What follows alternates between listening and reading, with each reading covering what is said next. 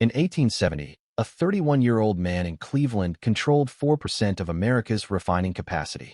By 1880, he controlled 90%. By 1904, he controlled 91% of oil production and 85% of final sales, and he created the template that every monopoly enterprise uses today. His name was John D. Rockefeller. The system he built, the corporate structures he invented, the monopoly strategies he perfected, they didn't die when Standard Oil was broken up in 1911. They evolved, spread, and in 2025, they control your life. The gas you pump, the drugs you buy, the tech platforms you use, the food you eat, the bank you borrow from. Every single one is using the Rockefeller Playbook. Rockefeller didn't just build an oil empire. He built the architecture of modern corporate control. Amazon, Google, Pfizer, JP Morgan Chase, they're all using it. They all learned from the same blueprint. Vertical integration to control the supply chain, horizontal integration to eliminate competitors, regulatory capture, and philanthropy to buy legitimacy. Rockefeller's rise. John Davison Rockefeller was born in New York in 1839. His father was a con man, his mother a devout Baptist. That combination, the con man's ruthlessness and the believer's moral certainty, defined Rockefeller's entire business approach. He would crush competitors without mercy while believing God had chosen him to organize industry for humanity's benefit. In 1859, oil was discovered in Pennsylvania, and the oil boom began. Rockefeller, a 20-year-old bookkeeper in Cleveland, saw the opportunity, not in drilling, but in refining, turning crude oil into kerosene for lamps. In 1863, Rockefeller invested $4,000 to build his first refinery. Within 2 years, it was Cleveland's largest. But Cleveland had 30 refineries, and competition was fierce. This is where Rockefeller's genius emerged. He didn't try to compete on price. He eliminated competition entirely. Step 1. Vertical integration. Vertical integration means controlling every stage of production. Most refineries just refined oil. They bought crude from drillers, refined it, and sold it to distributors. They controlled one step. Rockefeller decided to control all the steps. He bought barrel-making factories, tank cars and railroads, warehouses, distribution networks. Every link that used to be an independent business got internalized. This gave him massive cost advantages. Where competitors paid 25 cents per barrel for barrels, Rockefeller made his own for 15 cents. Where competitors paid railroads to ship oil, Rockefeller owned tank cars and negotiated secret rebates. Railroads paid him to ship his oil and charged competitors more. Rockefeller could sell kerosene at prices that would bankrupt his competitors while still making a profit. In 1870, Rockefeller founded Standard Oil Company of Ohio, but he still only controlled 4% of U.S. refining capacity. That wasn't enough. Step 2. Horizontal integration, the Cleveland Massacre. In 1872, Rockefeller launched what historians call the Cleveland Massacre. In 3 months, he approached every refinery owner in Cleveland with a buyout offer. If they agreed, he paid a fair market price and often hired them as managers. If they refused, he launched a price war. Rockefeller dropped kerosene prices below cost. Competitors with higher production costs lost money on every sale. They had 2 choices: sell to Rockefeller or go bankrupt. Most sold. A few fought back. All lost. By the end of 1872, Rockefeller controlled 25 of Cleveland's 26 refineries. In 3 months, he went from 4% to 25% of U.S. refining capacity. That was the blueprint. Make an offer, and if they refuse, economically destroy them, then buy the wreckage. Throughout the 1870s, Rockefeller expanded across America. By 1879, Standard Oil controlled 90% of U.S. refining capacity. This wasn't business. This was monopoly. Step 3. The trust structure. Rockefeller understood that monopolies face 2 problems. They're illegal and they're hated. The Sherman Antitrust Act, passed in 1890, specifically targeted monopolies like Standard Oil. The public despised Rockefeller. They called him a robber baron, the most hated man in America. In 1882, Rockefeller's lawyers created the Standard Oil Trust. The trust held stock in all Standard Oil companies. 41 shareholders, all Rockefeller and his associates, controlled the trust, and the trust controlled the companies. This was the first major corporate trust in American history and became the template for every trust that followed. The trust allowed Rockefeller to control a nationwide monopoly while technically complying with state laws. More importantly, it created a new legal entity, the holding company. This structure evolved into the modern corporation: Berkshire, Alphabet, Meta, Amazon, all descendants of the Rockefeller Trust. By 1904, Standard Oil controlled 91% of U.S. refining and 85% of final sales. Rockefeller was the world's richest man, with a net worth of $900 million, about $25 billion today. At his peak in 1913, Rockefeller's inflation-adjusted wealth was $400 billion, richer than Bezos, Musk, and Gates combined. The wealthiest individual in modern history. The breakup made him richer. In 1906, investigative journalist Ida Tarbell exposed Rockefeller's tactics: secret railroad rebates, predatory pricing, crushing competitors. In 1911, the Supreme Court ruled Standard Oil was an illegal monopoly and ordered it broken into 34 independent companies. This should have been the end. It wasn't. It was the beginning of the system's evolution. At the time of the breakup, Rockefeller still owned shares in all 34 companies. Standard Oil of New Jersey became Exxon. Standard Oil of New York became Mobil. Standard Oil of California became Chevron. Standard Oil of Indiana became Amoco. Before the breakup, Standard Oil stock was worth about $600 per share. After the breakup, the combined value of the 34 companies exceeded $2,000 per share. Rockefeller's wealth tripled. Why? Because the breakup forced each company to compete, driving innovation and efficiency.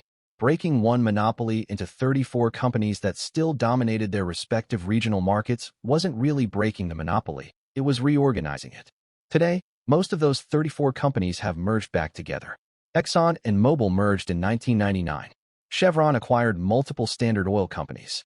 BP bought Amoco and Standard of Ohio.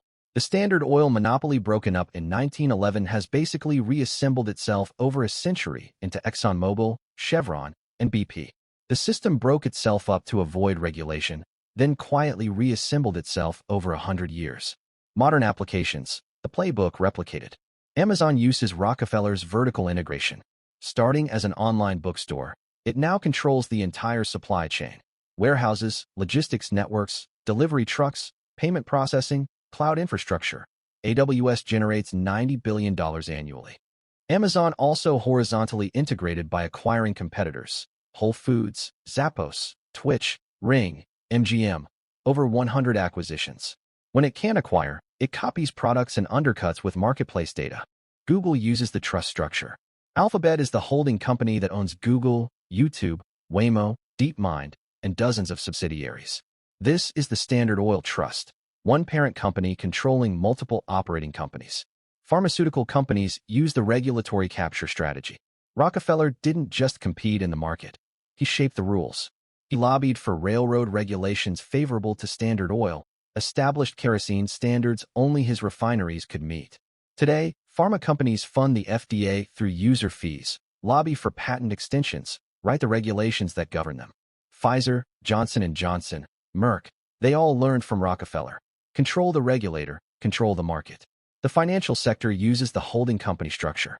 J.P. Morgan Chase, Bank of America, Citigroup, Wells Fargo, all holding companies. When Dodd-Frank tried to regulate banks after 2008, the holding company structure made it nearly impossible. Step 4. Philanthropy, the final innovation. In 1913, Rockefeller created the Rockefeller Foundation with an initial donation of $250 million, $7 billion today. On the surface, it's charity. Look deeper. The foundation let him avoid estate taxes, control which universities got funding, meaning control over professors and research content, and buy him legitimacy. The man who destroyed thousands of competitors was now a philanthropist. America's most hated man became a beloved benefactor. The Rockefeller Foundation funded the creation of modern medical education, funding Johns Hopkins, University of Chicago, Rockefeller University. It established the medical school model that emphasizes pharmaceutical intervention over holistic care.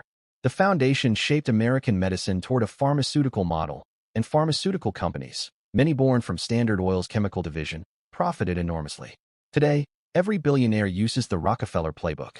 Bill Gates created the Gates Foundation with $75 billion in assets, shaping who policy and national governments. Zuckerberg created the Chan Zuckerberg Initiative. These aren't just charity. They're tax avoidance, legacy building, and policy influence. Rockefeller invented the model. Modern billionaires perfected it. The system is everywhere. You buy gas from ExxonMobil or Chevron, Standard Oil descendants. You buy from Amazon, using Rockefeller's vertical and horizontal integration. You search on Google, trust structure just like Standard Oil. You take medication, developed through a healthcare system shaped by Rockefeller Foundation grants. You bank with institutions using the Rockefeller holding company structure. The system is self-perpetuating. Concentrate wealth, eliminate competition, capture regulators, use philanthropy to buy legitimacy while avoiding taxes. This is the Rockefeller system. It's not a conspiracy, it's just corporate structure. Legal, accepted, replicated by every company dominating every industry. You can't buy oil outside Standard Oil descendants, can't avoid Amazon's logistics network, can't opt out of the pharmaceutical healthcare shaped by Rockefeller grants, can't escape the banking system built on the Rockefeller holding company model. You live inside the system. The system extracts wealth from you every day and concentrates it at the top, exactly as Rockefeller designed it in 1870. The system's efficiency paradox.